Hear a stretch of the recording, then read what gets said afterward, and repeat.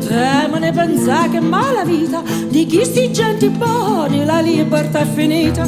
Picchiamo nell'esempio di sti gran coraggiosi dei tempi di Luvespro, picciotti spiritosi, le siciliane, le siciliane. Gli stomini di spirito lo so coraggio e male, cari sti tempi valano le Barbi e le Mennale, l'ambizzo di montagna da castello di Sperlinga a Mocciaroli francesi con tutta la famiglia, le siciliane, le siciliane, le siciliane, le siciliane. Partire da un gran popolo di gente, soldati in quantità di essere gente. Magari la giustizia ci vagliava forte, prendete francese, se non siete morti, che non ci sono cristiani, che non ci sono francesi. E darono sta voce l'amici sperlinghesi, che ci sono solo pecorari e crapi d'ogni panna, cui non ci vuole credere, mangiasse sta cavagna, le siciliane.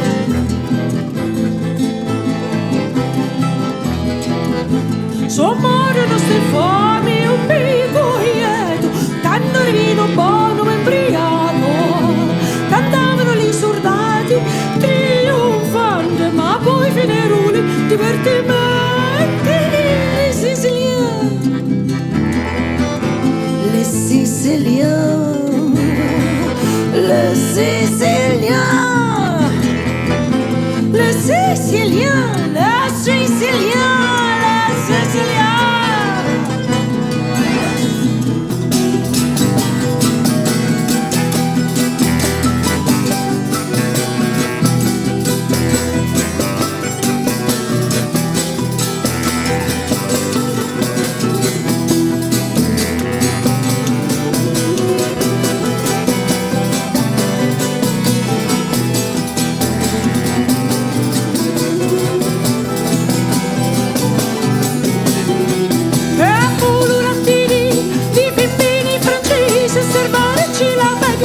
Figlioli mariti, di spirlinghesi esperti, ne fecero un ricotta di sutta laiter, esultati mi saport, e se lo chiudo visi, e l'orecchio non tesi. Lo dice la leggenda dei sicuri francesi. Le siciliane,